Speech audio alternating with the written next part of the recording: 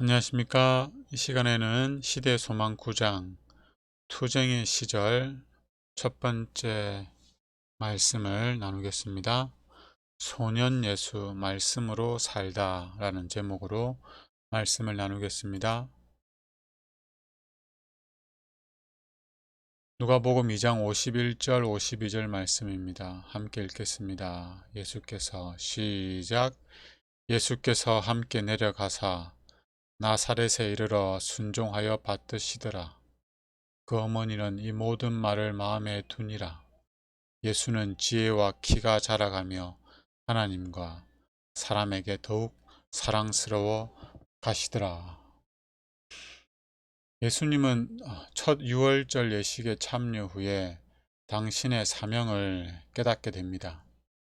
예수님은 세상을 죄에서 구원할 그리스도가 될 것이라는 사실을 깨달은 후에도 18년간 부모님을 섬기며 목수일을 하고 가정에서 허드렛 일을 하면서 동네에서 또 가정에서는 아들로서 또 형제로서 친구와 시민으로서 성실하게 사시면서 하나님의 사랑을 나타내셨습니다.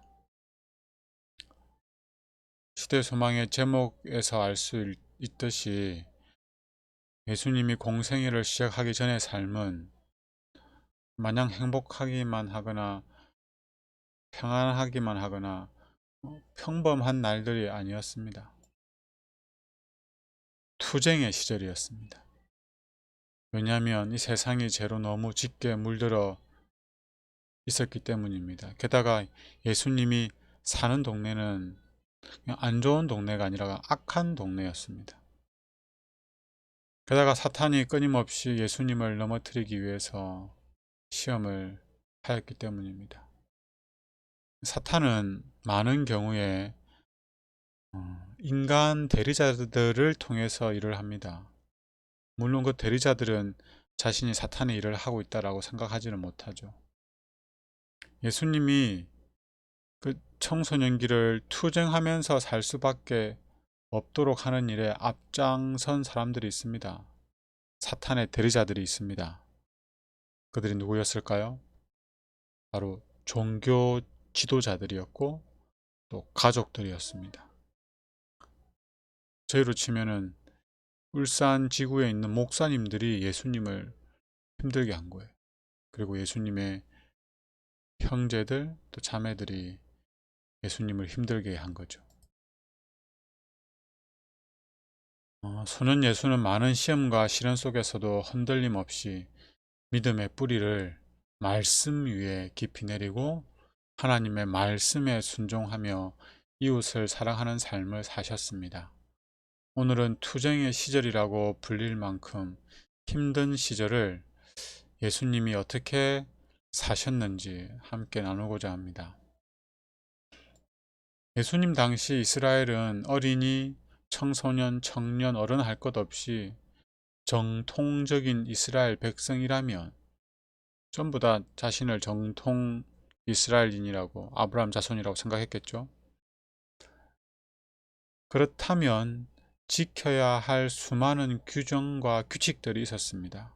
이걸 잘 지켜야 진짜 아브라함의 자손이 되고 진짜 하나님의 백성이 된다고 생각했던 거죠. 근데 이 모든 것들은 성경이 아니라 랍비들이 만든 것이었습니다. 하나님이 아니라 인간들이 만든 것이었습니다. 랍비들은 말씀을 떠나서 자신들이 만든 이론과 규칙들을 높였고 그것을 지키도록 했습니다. 사실 그것은 의식의 반복이었어요. 그래서 생명력이 없었습니다. 이러한 예배는 믿음이 요구되지도 않았고 진리 안에서 하나님으로 말미암는 평안과 자유를 경험할 수도 없었습니다. 반면에 예수님은 늘 성경을 연구하셨고 모든 행동의 동기와 이유와 원칙을 말씀에서 찾으셨습니다. 즉 예수님의 삶은 말씀이었습니다. 말씀이 예수님을 통해서 드러났습니다. 예수님은 교회의 어른들이 준수하기로 결정한 규정이라 할지라도, 쉽게 말하면 교회 직원회에서 지키기로 한 규정이 있어요. 근데 그게 성경과 조화되지 않는다면, 성경과 일치하지 않는다면 관심을 두지 않았습니다. 거기에 얽매이지 않았습니다.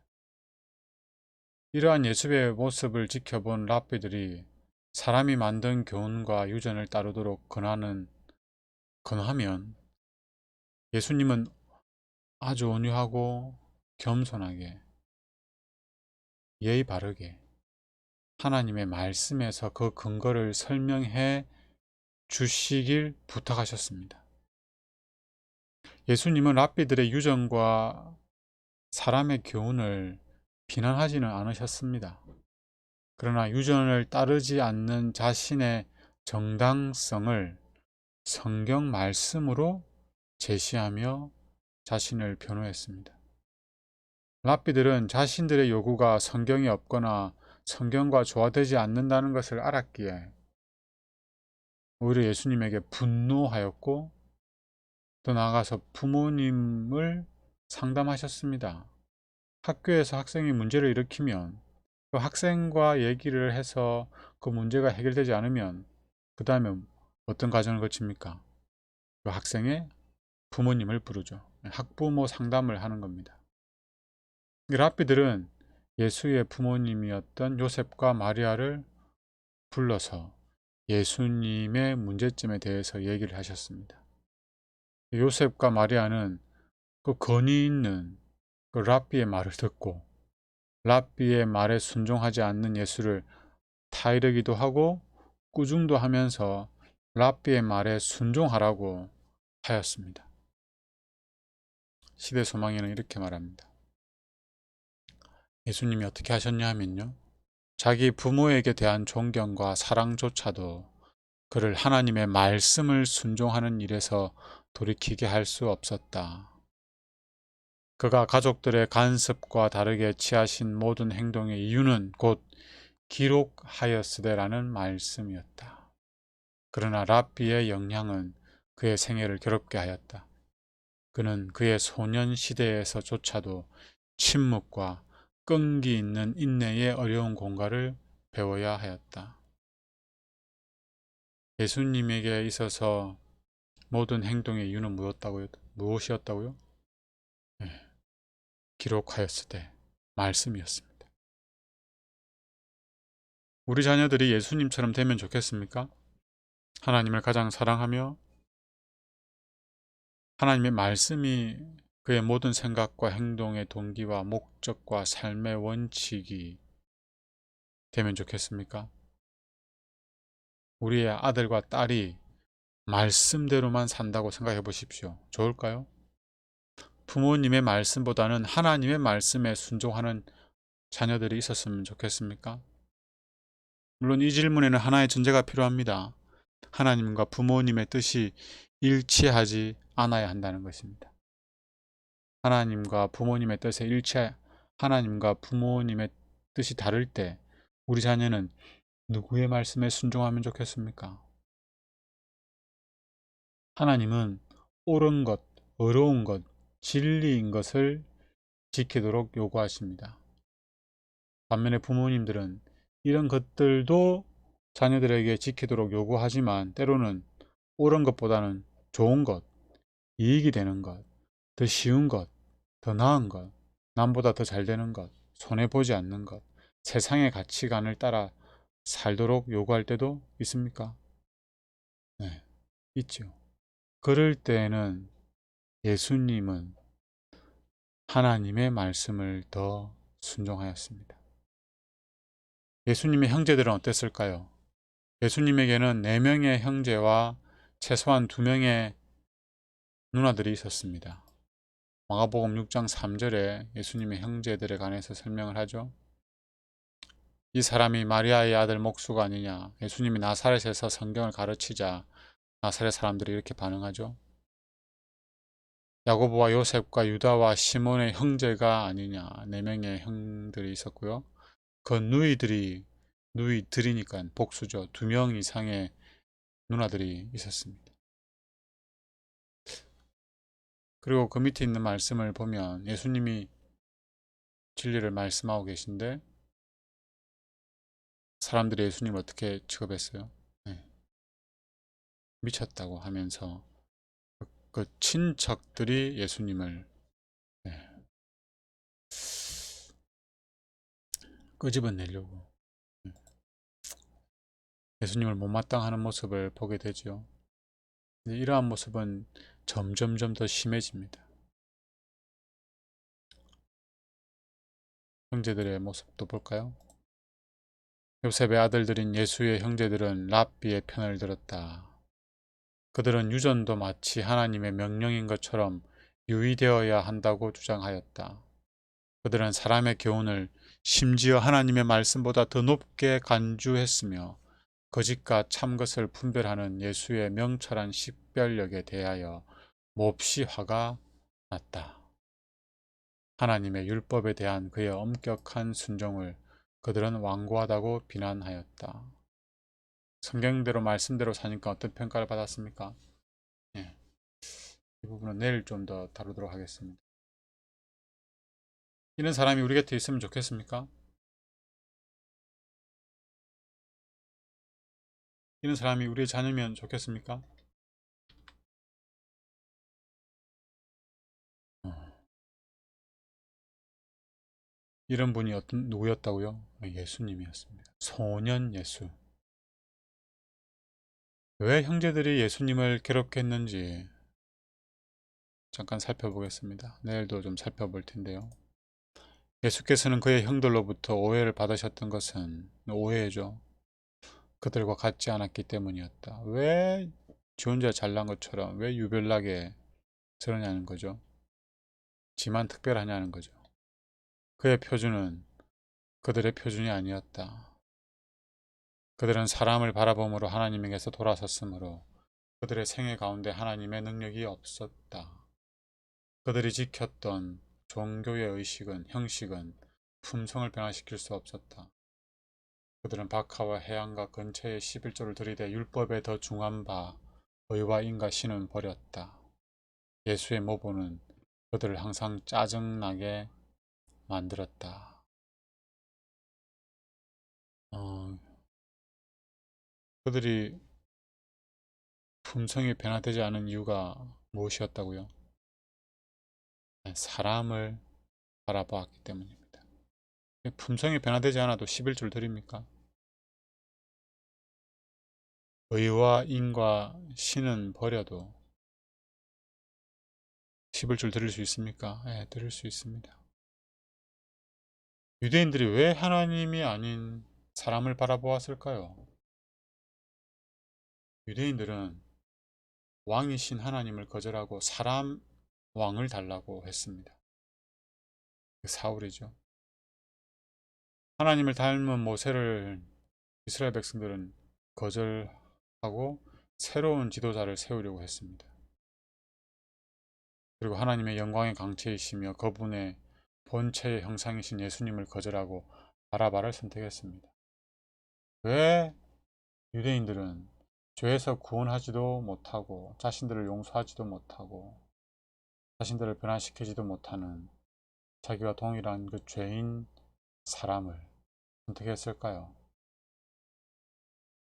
우리는 누가 더 낫습니까? 더 편합니까? 이 부분을 내일 좀 말씀을 드리겠습니다. 우리는 사람을 많이 바라봅니까? 예수님을 많이 바라봅니까? 우리 대화의 주제가 주로 사람에 관한 것들입니까? 아니면 예수님에 관한 것들입니까? 세상 사람들뿐만 아니라 세상의 여러 매체들뿐만 아니라 교회에서 성도들도 사람에 대해서 얘기 많이 합니다. 비난을 해도 그 대상이 누굽니까? 사람이고 칭찬을 하고 높임을 받는 것도 누굽니까? 사람이죠. 아무개 집사님, 아무개 장로님, 아무개 교수님, 아무개 목사님, 아무개 연예인, 아무개 정치인, 그리고 뉴스와 유튜브에 등장하는 사람들, 텔레비전에서 화제가 되고 있는 사람들, 그런 사람들 얘기를 많이 하지 않습니까?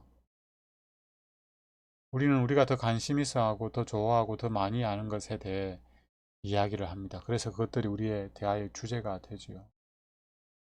우리의 대화의 주제에서 예수님은 얼마나 차지하고 있습니까? 우리 대화의 주제에 대해서 한번 고민해 봐야 합니다. 바라본다는 것은 그것을 생각한다는 겁니다. 우리가 사람을 더 많이 생각한다는 건 예수님을 덜 생각한다는 거겠죠. 우리는 사람들이 아니라 예수님을 생각하고 예수님을 믿고 예수님을 의지하고 예수님을 바라봐야 합니다. 심지어 성경의 훌륭한 믿음의 부조들이라 할지라도 우리의 시선을 예수님에게로 향하지 않게 하고 그들에게 머물도록 한다면 우리는 그들조차도 멀리해야 합니다. 그들도 우리의 구원자가 될 수가 없습니다. 에녹, 노아, 아브라함, 이삭, 야곱, 요셉 이런 사람들이 우리의 구원자가 되지 못하잖아요. 그 사람들을 통해서 우리는 그들의 하나님을 바라봐야 되는 거죠. 그렇지 못한다면 우리는 그들을 모르는 게 낫습니다.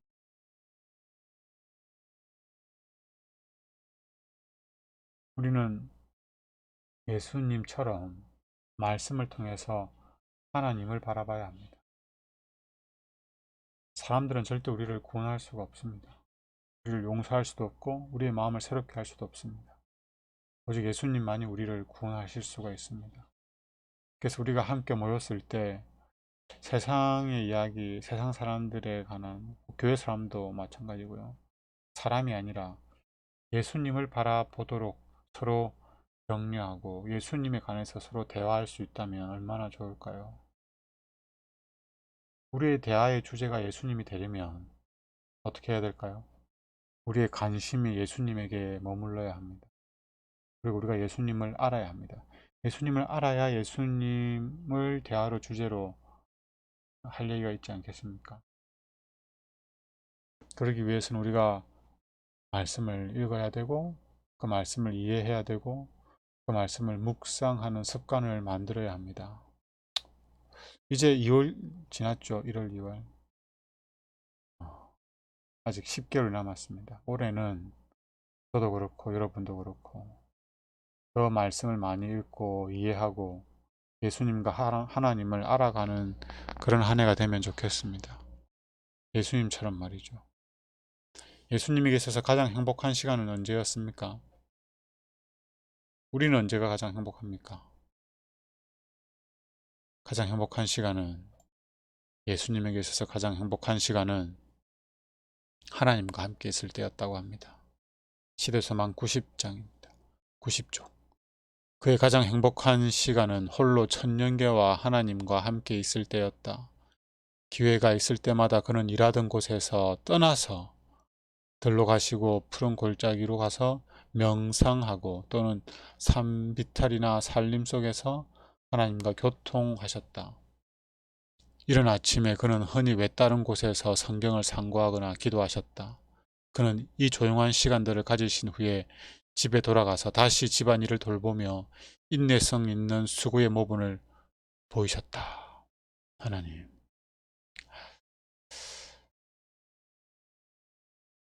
예수님처럼 우리도 구별된 장소와 구별된 시간이 필요합니다. 그리고 그 시간에 우리는 말씀을 묵상하며 기도해야 합니다. 그렇게 하면 우리는 하늘로부터 이르러 오는 지혜와 능력과 은혜를 받게 될 것입니다. 예수님이 그래 하셨거든요.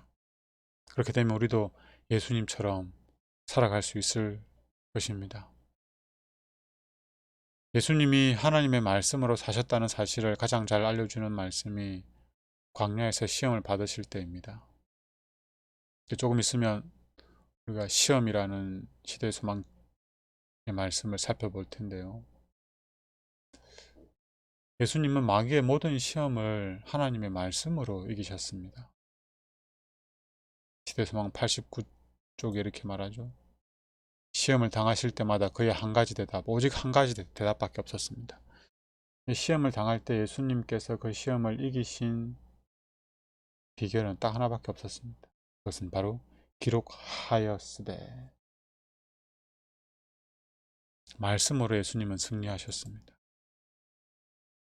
예수님이 3번의 시험을 당하셨는데 그때마다 기록되었으되, 기록되었으되, 기록되었으되라며 말씀을 말씀하셨고 말씀으로 승리하셨습니다. 예수님은 말씀으로 사셨습니다.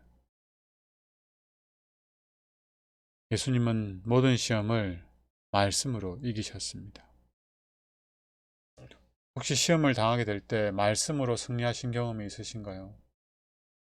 우리는 시험을 당하게 되면 하나님의 말씀을 생각하기보다는 자신의 처지와 혹은 자신의 자존심을 지키기 위한 선택을 합니다.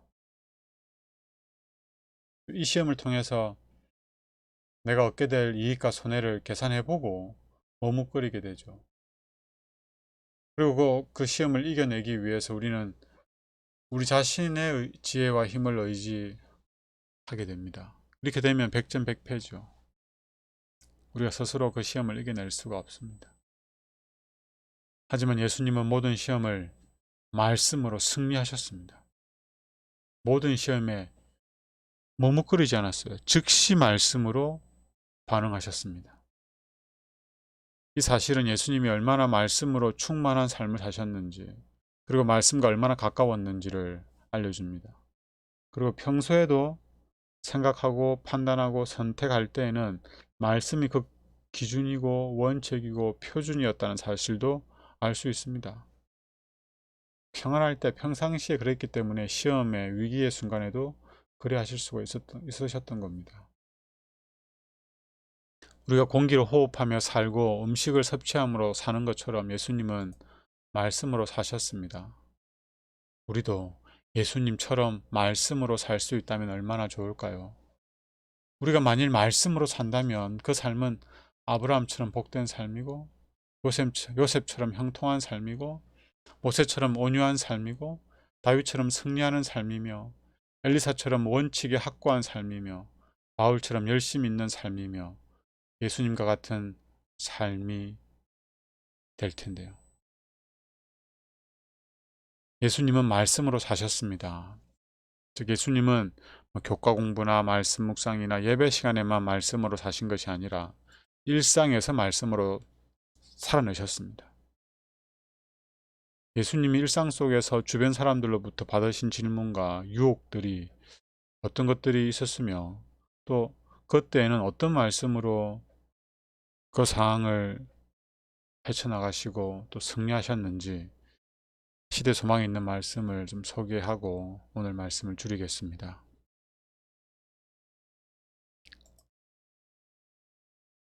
그는 형들의 잘못하는 행동을 좀처럼 책망하지 않았으나 하나님께서 주신 말씀들을 그들에게 말해 주었다. 그는 종종 어떤 금지된 행동에 형들과 동참하기를 거절하심으로 비겁한 자라는 비난을 받았다. 그의 대답은 기록하였으되. 저희 말씀을 몇 개 소개해 드리는 건 어떤 상황에서 어떤 성경 말씀으로 답하셨는지를 말씀드리는 게 아닙니다. 예수님이 일상 속에서 모든 순간 말씀으로 살아내셨다는 것을 말씀드리려고 하는 겁니다. 젊은 동무들은 그에게 그들이 하는 것처럼 행하도록 권하였다. 그는 명랑하고 쾌활하였으므로 그들은 그와 함께 있기를 좋아하였고 그의 제의를 환영하였다. 그러나 그들은 예수님의 친밀함을 보고 조급하여 말하기를 그는 도량이 없고 완고하다고 하였다. 그때 예수께서는 이렇게 대답하셨다. 기록하였으되. 예수님이 어떤 상황이든 어떤 처지에 있든 어떤 질문을 받든 답할 말씀들을 다 알고 계셨죠. 다 암송해서 말씀하신 겁니다. 자주 그는 이런 질문을 받으셨다. 너는 어찌하여 그렇게도 유별나고 우리 모두와 구별되게 행동하려고 하느냐? 그는 기록하였으되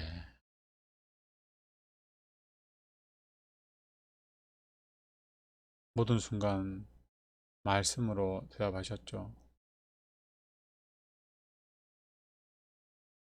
어찌하여 나사렛 청년들의 환락에 어울리지 않는가라는 질문을 받을 때에는 기록하였으되 라고 말씀하셨습니다. 그리고 한 말씀만 더 보겠습니다. 왜 너는 이러한 악의에 찬 대접을 심지어 친형제에게서까지 받으면서도 감수하는가? 라는 질문을 그는 빈번히 받으셨다.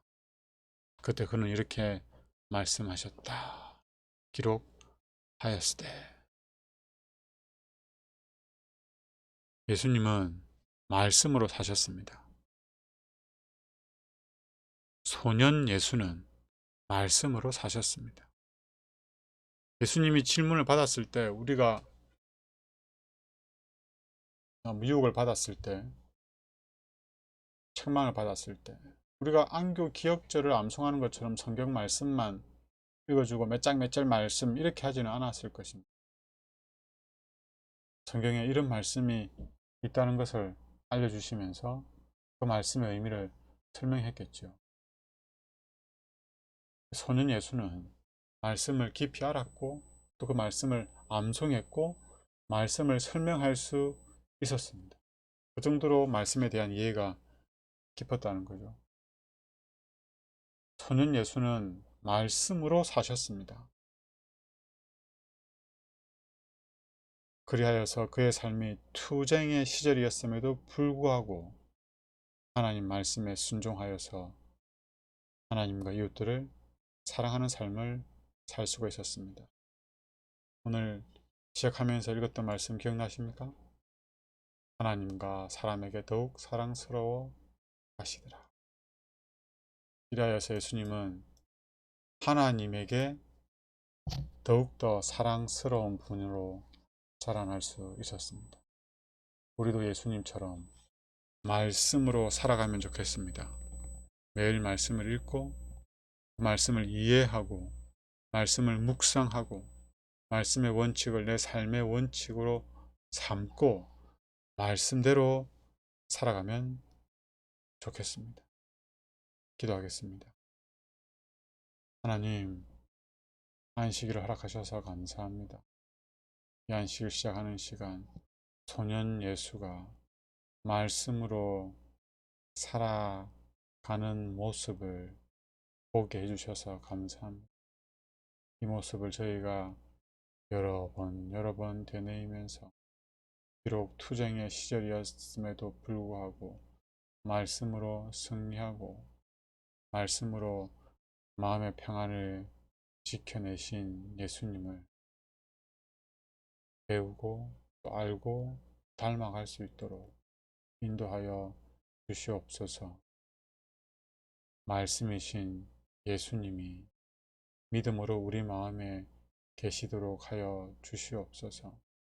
그래야 우리도 예수님처럼 말씀으로 예수님으로 살아가는 귀한 하늘 백성들이 될 수 있도록 축복하여 주시옵소서. 이 안식일 서로 사랑하며 행복하게 지낼 수 있도록 축복하여 주시기를 예수님 이름으로 기도드립니다.